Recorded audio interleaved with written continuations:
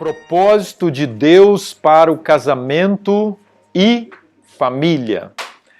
Deus tem os seus planos maravilhosos para cada um de nós. E nós precisamos crer e confiar que Ele tem o melhor. Deus sempre tem o melhor e o mais maravilhoso para cada um de nós e para a nossa família. Então aqui está o nosso tema que nós iremos agora abordar, que é o propósito de Deus para o casamento e para a família. Nós temos que ir para a Bíblia. Vamos lá, o texto é Gênesis capítulo 1 e o verso 27. Esse é o primeiro texto que apresenta para nós o plano de Deus para o homem e para a mulher com relação ao casamento. E o que foi que Deus fez assim que Ele colocou em prática ou executou o seu plano para o homem e para a mulher. Capítulo 1 e o verso 27 diz assim: Criou Deus, pois, o homem à sua imagem, a imagem de Deus o criou. Criou homem e mulher. E ao criar homem e mulher, nesse contexto aqui, Deus já une os dois, nós vamos ver um pouquinho mais à frente, e Deus os abençoou. Isso quer dizer que Deus, ao unir homem e mulher, formar aqui o primeiro casamento, Deus abençoa. Então, o plano de Deus, a ideia de Deus divina, sagrada, é unir homem e mulher. Então a pergunta é, tem tudo para dar certo? Tem. Esse é o plano divino. Só que no plano perfeito de Deus, nós temos ali homem e mulher que são imperfeitos e que acabam, às vezes, fazendo o quê? Estragando, né? Infelizmente, interferindo para que o plano de Deus ele não continue. Em Gênesis capítulo 2 e o versículo 18, Deus agora vê o homem sozinho e a necessidade de fazer para ele uma companheira idônea, à altura, que pudesse corresponder às suas necessidades, expectativas. Gênesis capítulo 2, o versículo 23 e 24, Deus agora, vamos ler esse texto, Gênesis capítulo 2, 23 e o verso 24, que diz assim: E disse o homem, depois que Deus formou a mulher, Deus trouxe a mulher diante do homem, qual foi a reação? Esta, afinal, é osso dos meus ossos. O homem está maravilhado agora. Olha que coisa interessante. O homem, precisamos nos maravilhar com aquilo que Deus nos dá, amém? Porque Deus sempre vai nos dar o melhor para nós. E Deus deu Eva para Adão. Versículo 24 diz: Deixa o homem pai e mãe e se une à sua mulher, tornando-se os dois uma só carne. Agora eles estão ligados, tão ligados eles estão, tão próximos eles estão e são, que Deus diz que eles são uma só carne. É muito importante entender esse ponto, porque a individualidade egoísta, ela não existe no plano de Deus.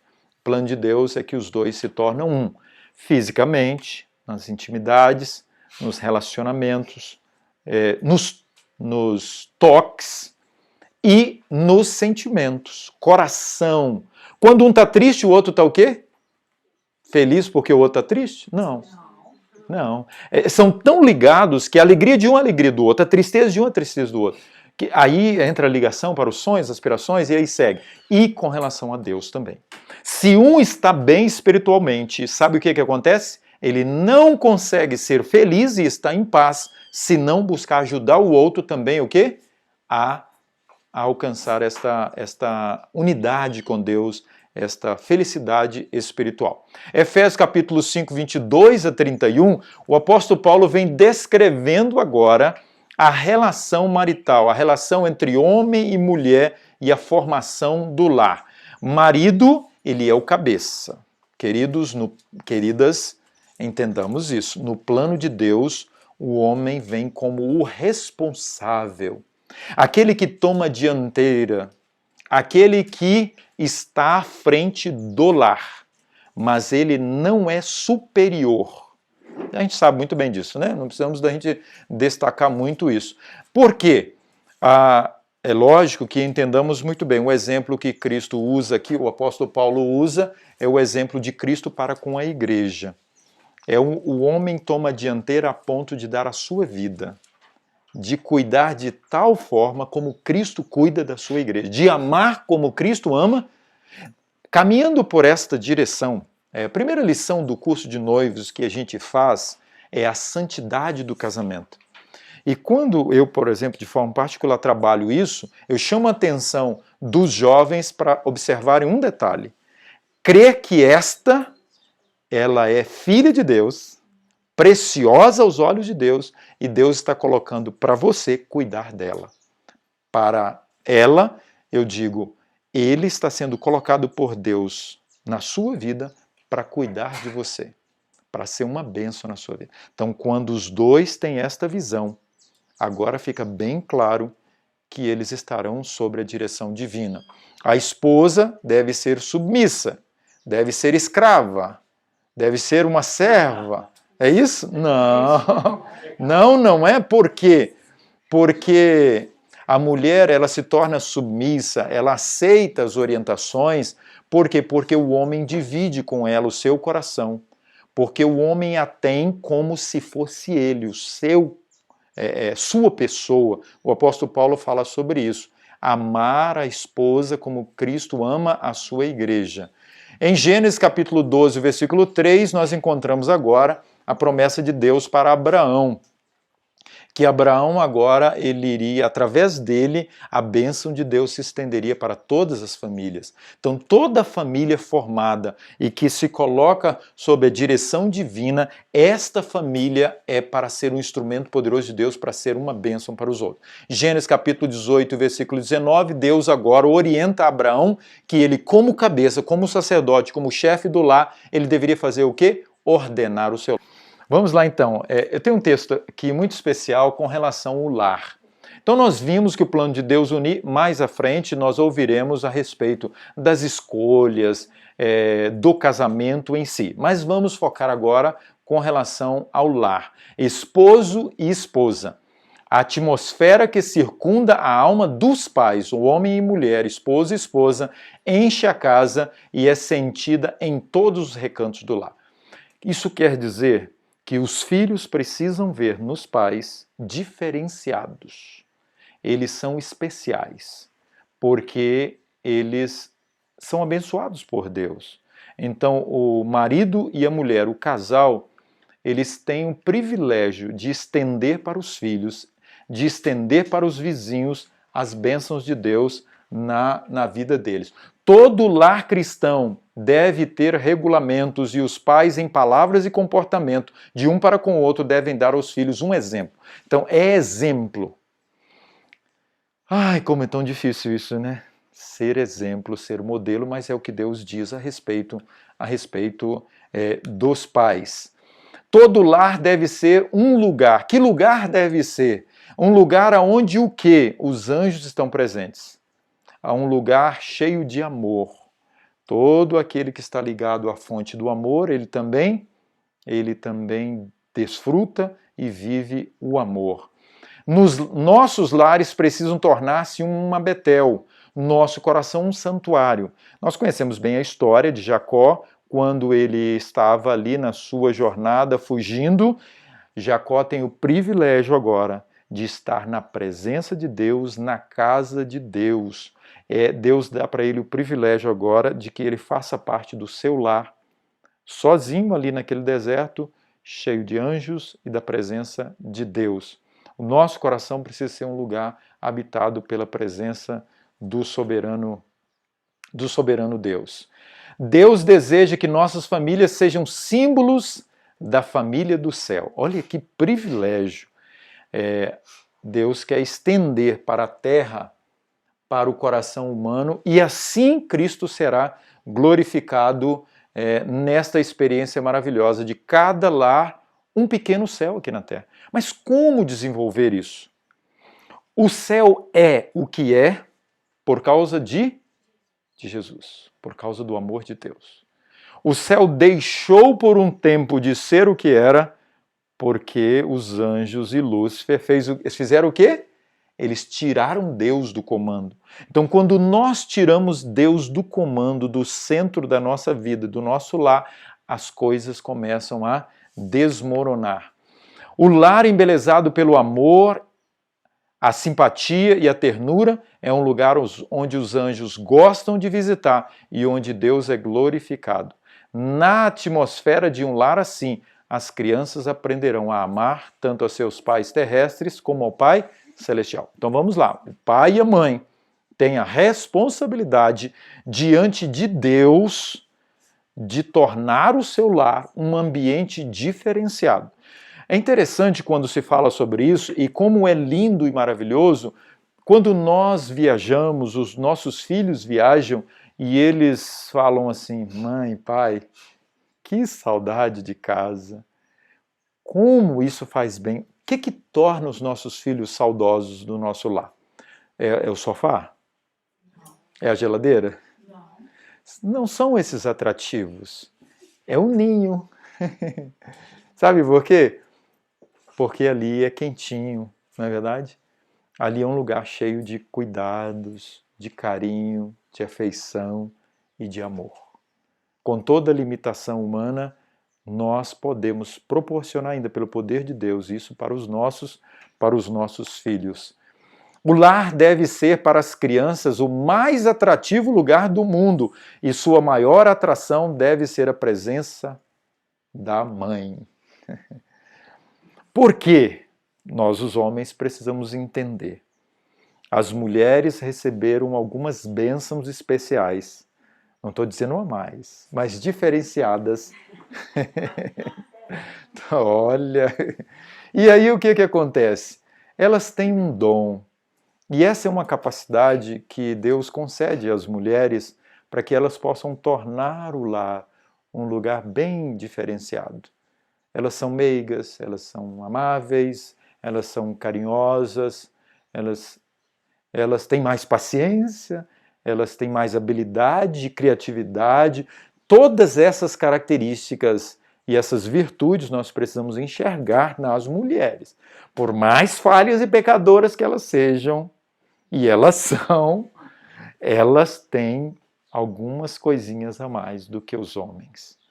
Aí vem a beleza que as mulheres enxergam, que os homens têm algumas coisas que elas não têm. E o que acontece? Há um encaixe. Mas para os filhos, e especialmente porque elas passam a maior parte do tempo com os filhos, elas têm a habilidade especial para lidar no processo da educação, no processo da instrução e das orientações para os filhos. O Espírito Santo no lar. A primeira obra a ser feita no lar cristão é ver que o Espírito Santo de Deus aí habite. Como que o Espírito Santo de Deus vai habitar? Como que ele vem ao lar? Quando ele é invocado. Culto familiar, isso aí é imprescindível. Cada lar precisa ter o altar do Senhor para que o Espírito Santo de Deus possa ali fazer morada.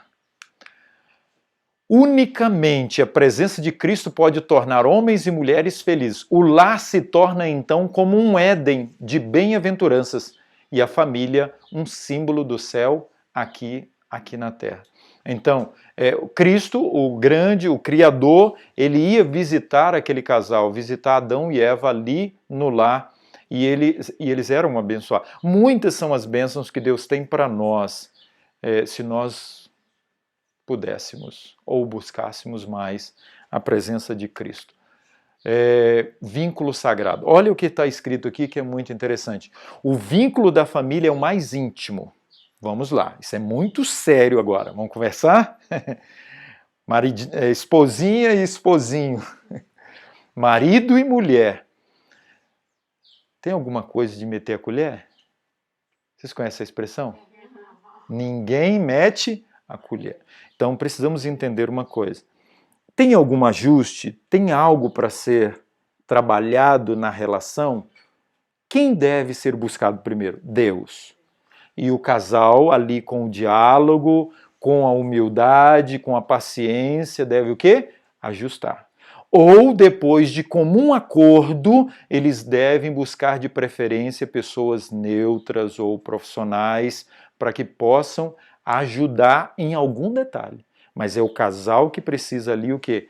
resolver. Então, o vínculo da família é o mais íntimo e o mais terno e sagrado. Foi designado a ser uma bênção à humanidade. Mais à frente tem um texto que Ellen White fala com relação a conversinhas.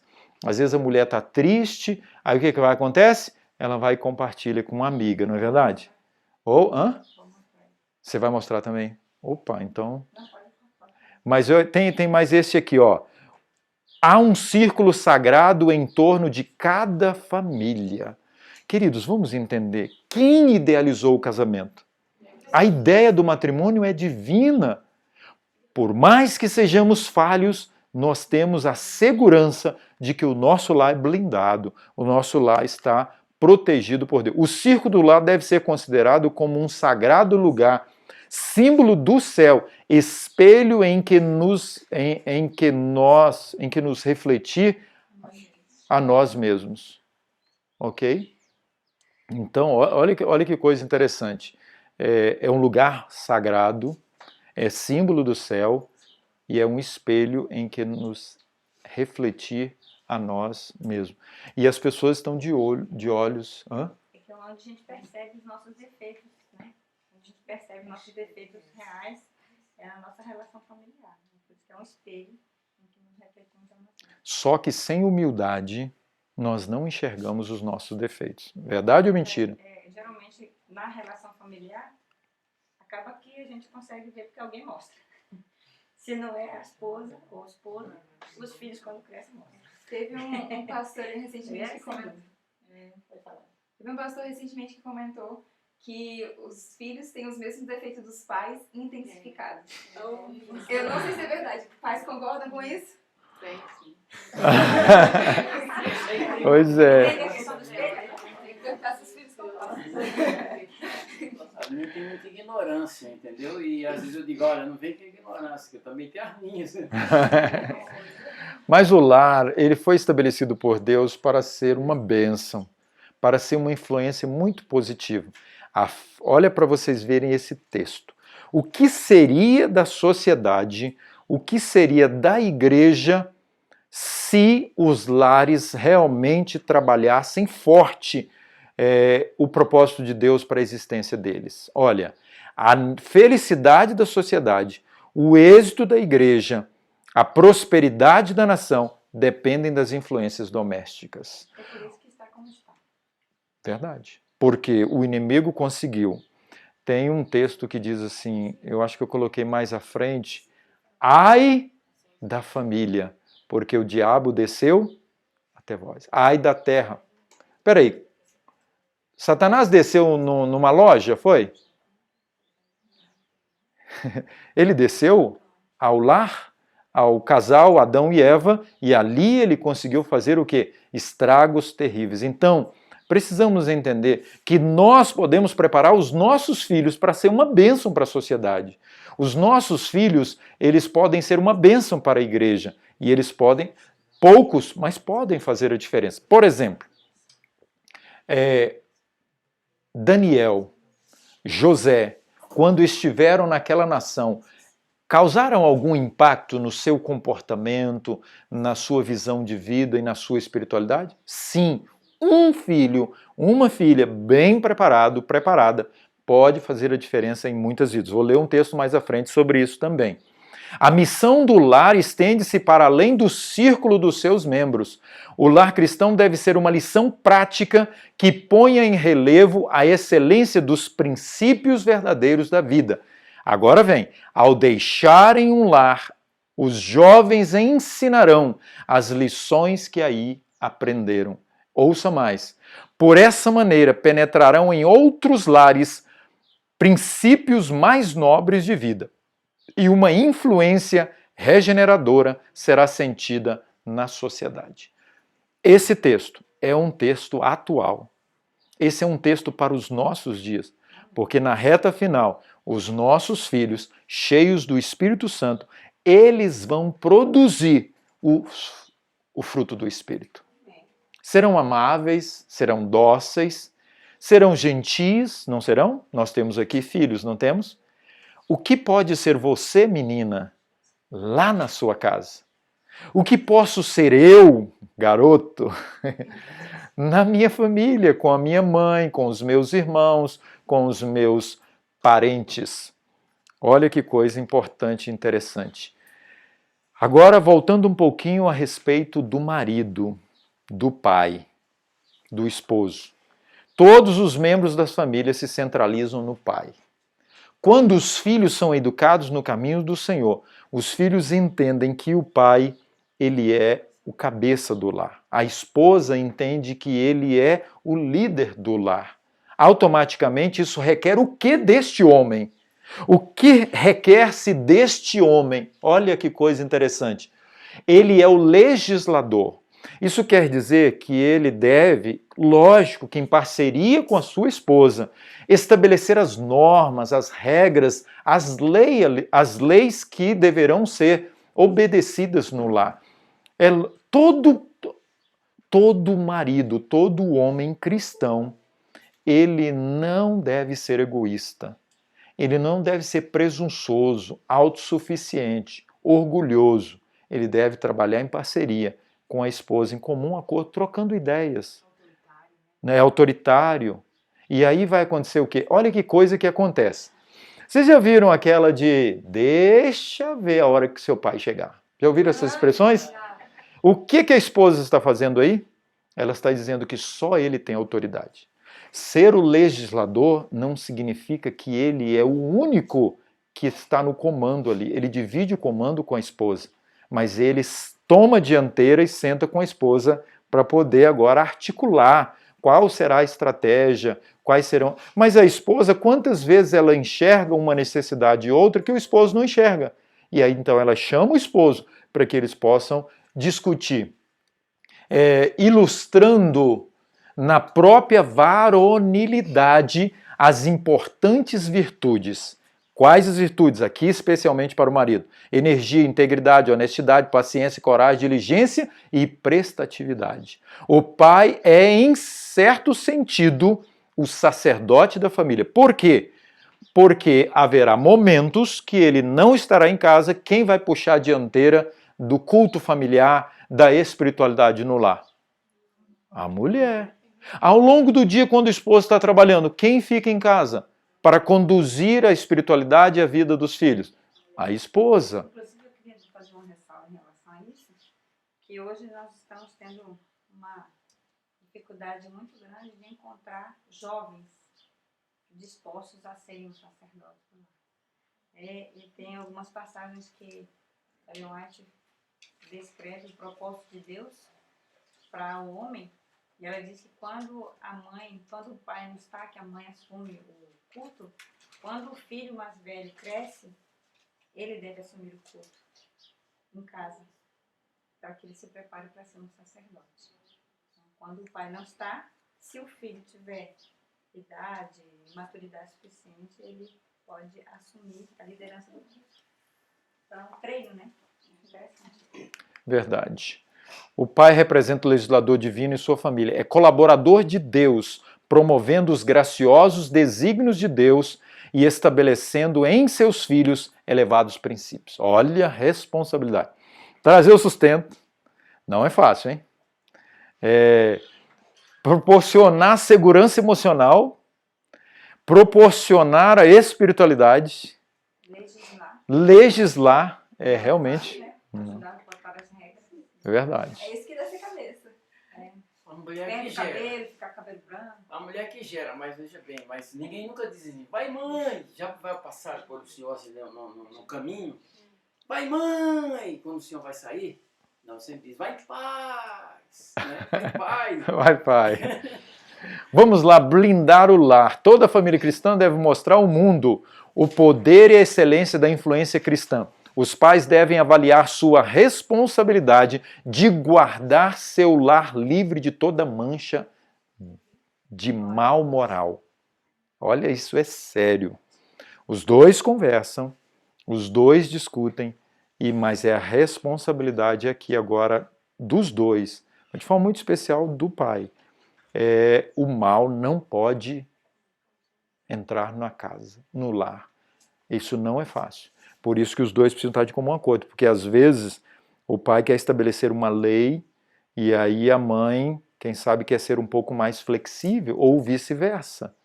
Isso é muito sério, precisamos blindar os nossos lares. A família é o nosso maior e mais maravilhoso campo missionário. Não existe campo missionário mais importante.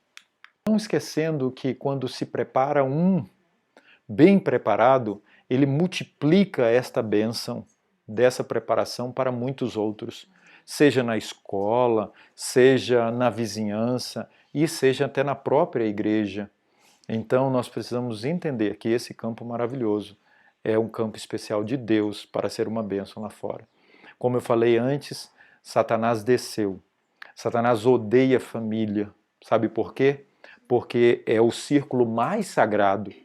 É o círculo que tem-se vínculos mais íntimos. Nenhum lugar alimenta tão maravilhosamente o coração como em casa. É no lar que tem as mais maravilhosas afeições, os carinhos, as palavras. Não é verdade, irmãs? Todo dia você não ouve do seu marido, eu te amo? Mas deveria ser, é verdade. Isso alimenta o coração. E da esposa, ai, como você é maravilhoso. E aí segue, não é verdade? Mas que a gente possa praticar isso. Que seja natural do coração, que nós possamos desenvolver. Infelizmente, essa é uma realidade, mas que nós, nesta aula, possamos entender que o propósito de Deus é que ao cuidar dos nossos filhos, ao moldar o caráter dos nossos filhos, nós somos abençoados. Há um texto de 1 Timóteo 5,8 que diz assim: se alguém não tem cuidado dos seus, e principalmente dos da sua família, negou a fé e é pior do que um infiel. Pesado, não é verdade? Mas isso mostra para nós a grande responsabilidade que recai sobre nós, os pais. É muito joelho no chão, é muita oração para que Deus possa nos usar e Deus possa operar nos nossos filhos. Eu fecho com esse texto: o inimigo veio e desceu à terra para infernizar a vida da família, para destruir, desmoronar, desestruturar o vínculo maravilhoso, o círculo familiar, mas a promessa de Deus em Malaquias 4, 4 e 5 é que Elias virá para o quê? Restaurar a família. Reaproximar os filhos aos pais, os pais aos filhos e tornar o lar o lugar para a habitação do Espírito de Deus. Amém? Que Deus nos abençoe de forma muito especial. Que entendamos que o propósito de Deus é o melhor, que o propósito de Deus é o mais maravilhoso para que nós possamos ser felizes entre esposo e esposa, pais e filhos, filhos e pais. Amém? Que Deus nos abençoe. Ok, eu estou aqui vestido com uma camisa maravilhosa. Ele chegou. E é esse o último texto que eu li, Elias, né? Que o Espírito Santo virá para fazer a obra de restauração na nossa vida e na nossa família. Vocês devem ter visto que nós três estamos vestidos assim, porque eu sou mineiro, e a minha esposa é paraense, e a minha filha é baiana. Mas somos uma família, não é? Alguns perguntaram, vocês, de onde são, quem são, e é uma alegria muito especial estarmos como família para conversar e aprendermos juntos aqui sobre essas lições. Não se esqueça, nenhum lar, infelizmente, hoje ainda é perfeito, mas caminha para a busca da perfeição, aonde o amor reina e aonde a esposa é maravilhosa, a filha é maravilhosa e o pai é maravilhoso. Tudo isso para a honra e para a glória de Deus, amém? E o filho que está em casa. Vocês viram na foto aqui, o nosso pequeno de 17 anos, ele teve que ficar em casa por algumas circunstâncias.